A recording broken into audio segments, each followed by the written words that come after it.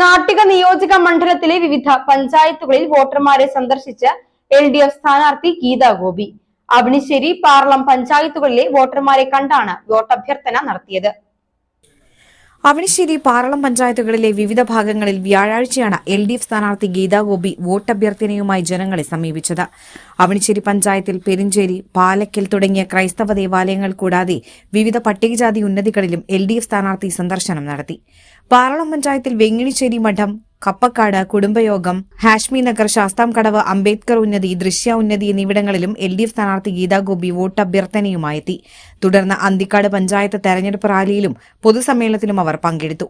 LDF നേതാക്കളായ ES Pratheesh, KA Pradeep, MR Rajeev, Krishnan, Smitha Vijayan, CS Sangeeth, Vineesh Pazhuvil, Praveen, KN Rajan, KP Prasad, Piya വോഗീസ്, Subramanian, Subhash Marath, സ്റ്റെയിനി, TR Meera എന്നിവർ സ്ഥാനാർത്ഥിക്കൊപ്പം ഉണ്ടായിരുന്നു.